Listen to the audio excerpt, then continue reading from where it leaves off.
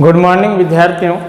Online class में पुनः आप सभी बच्चों का हार्दिक अभिनंदन व स्वागत है। हमारा छठा अध्याय है पद्माकर। पद्माकर रीतिकाल के प्रमुख कवि हैं। रीति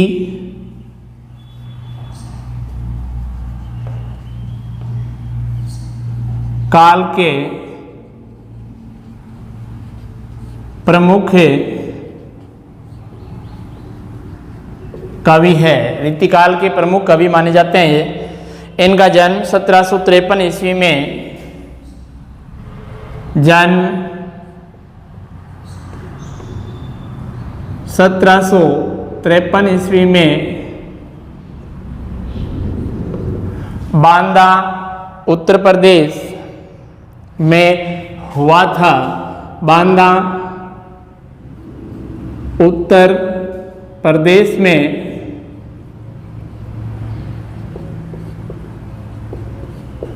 हुआ था। इनका जन्म 1753 ईस्वी में बांदा उत्तर प्रदेश में हुआ था। इनका वास्तविक नाम प्यारेलाल था। वास्तविक नाम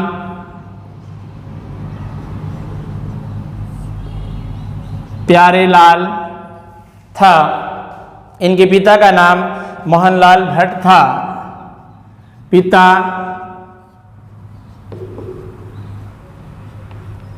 मोहनलाल भट्ट था। ये बचपन से ही प्रखर बुद्धि वाले थे। 16 वर्ष की उम्र में 16 वर्ष की उम्र में कविता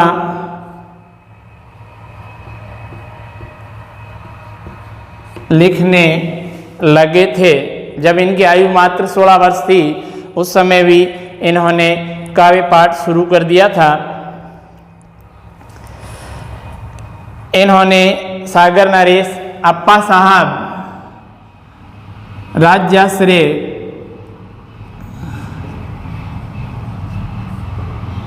यानी किन किन राजाओं के आश्रय में रहे? सागर नरेश, अप्पा साहब,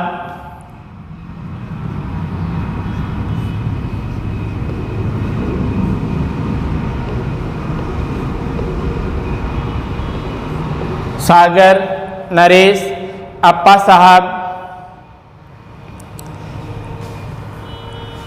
रघुनाथ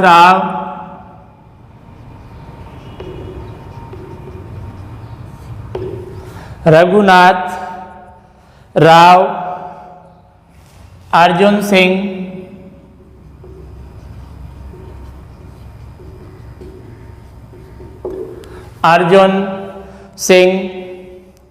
हिम्मत बहादुर, अर्जुन सिंह, हिम्मत बहादुर, जयपुर नरेश, महाराणा भीम सिंह, जयपुर नरेश, महाराणा भीम सिंह, उदयपुर नरेश, दौलत राव,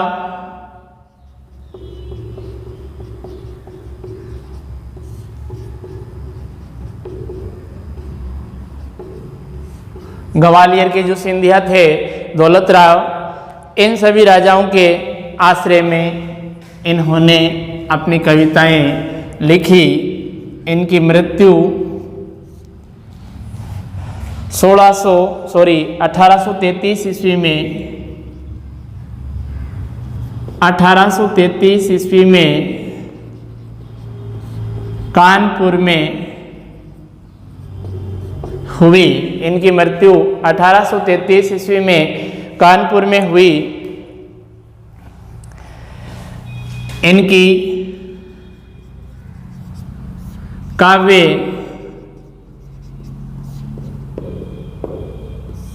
कृतियाँ, इन्होंने कौन कौन सी काव्य कृतियाँ लिखी?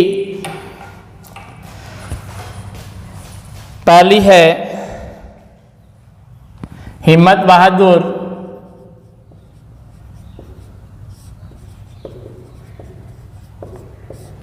हिम्मत बहादुर।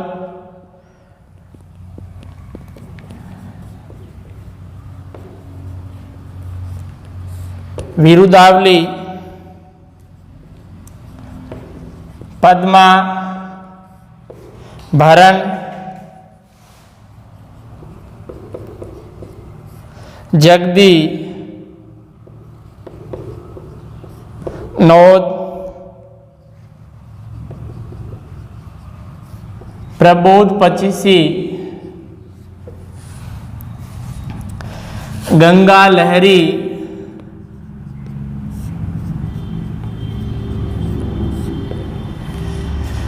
राम रसायन,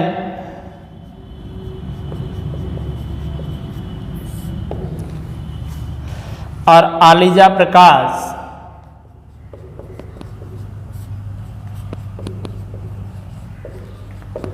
आलिजा प्रकाश, ये इनकी कुछ प्रमुख काव्य कृतियाँ मानी जाती है। इनकी भाषा, यानी इन्होंने किस भाषा में अपने काव्य ग्रंथों की रचना की? अवधी, ब्रज और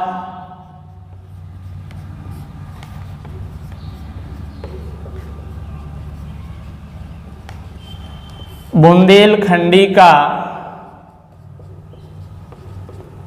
मिश्रण इनकी कविताओं में पाया जाता है।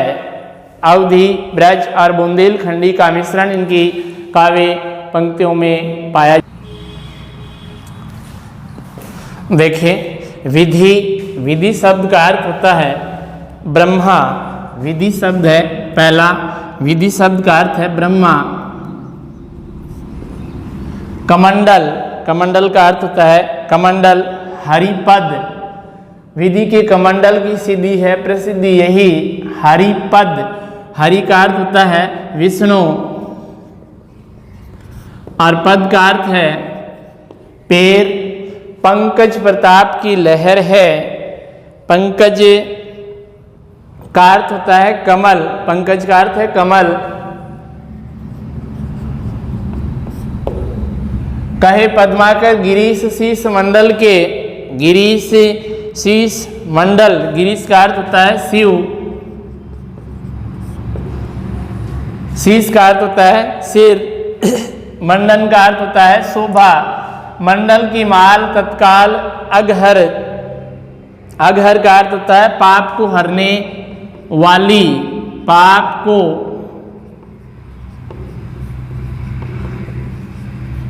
हरने वाली।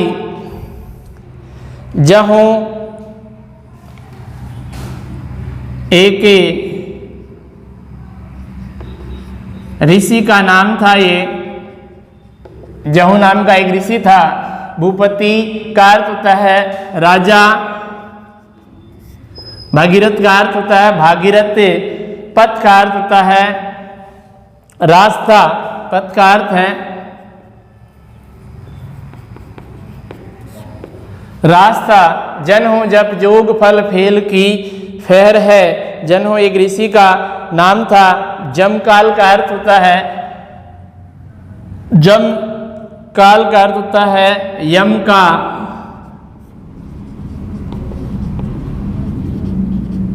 बंधन, देखिए इसकी व्याख्या कैसे करनी है। सप्रसंग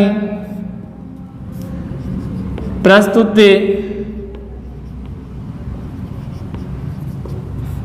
पद्यांश, प्रस्तुत पद्यांश या प्रस्तुत अवतरण कवि पद्माकर द्वारा रचित पद्माकर द्वारा रचित गंगा लहरी ग्रंथ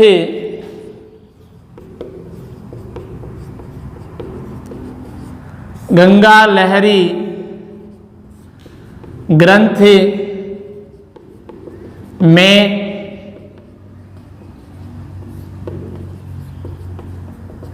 संकलित है। प्रस्तुत पद्यांश पद्माकर द्वारा रचित गंगा लहरी ग्रंथ में संकलित है। इसमें कवि ने गंगा के महत्व का रोचक चित्रण किया है। इस पद में कवि ने गंगा के महत्व का रोचक चित्रण किया है। पहला है, विधि के कमंडल की सिद्धि है प्रसिद्धि यही।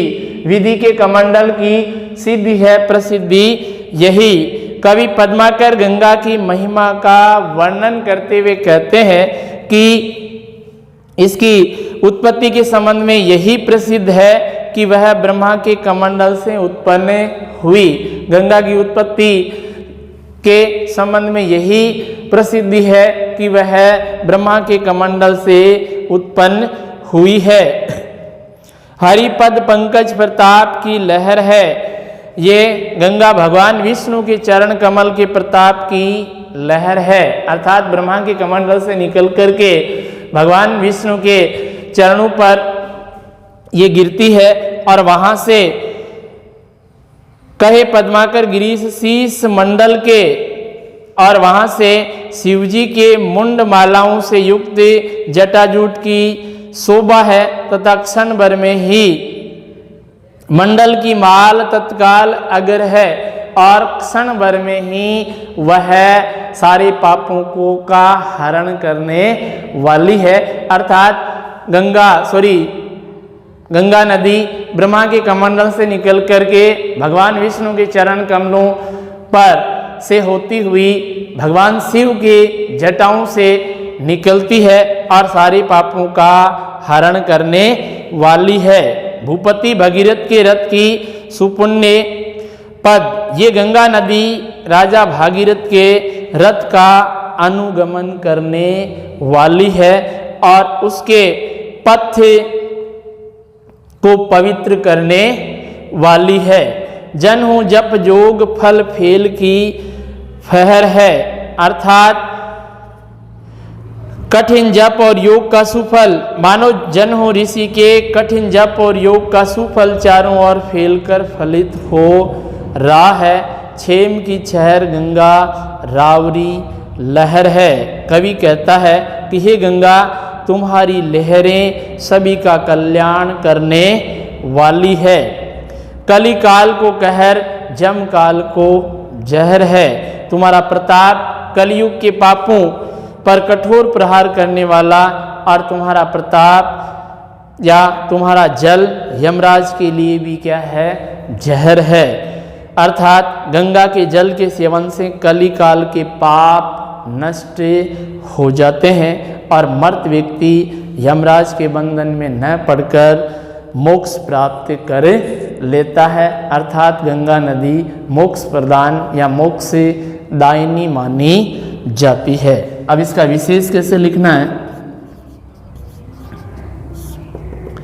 विशेष में एक लाइन पूरा सारांश।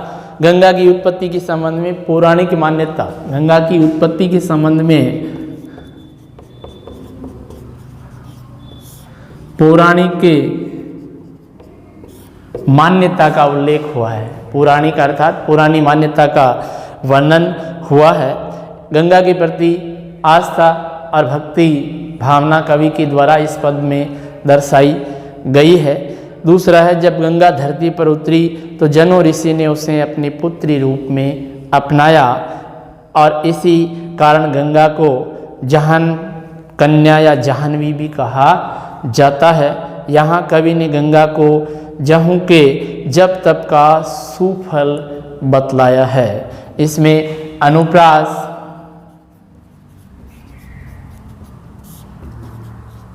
रूपक, उपमा,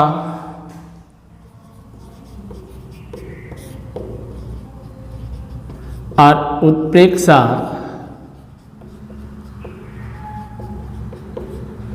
अलंकारों का कवि के द्वारा प्रयोग किया गया है। इसमें कवित छंद का उल्लेख हुआ है। भाषा ब्रज और अवधि मिश्रित बुंदेलखंडी इस पद्यांश की है। धन्यवाद बच्चों।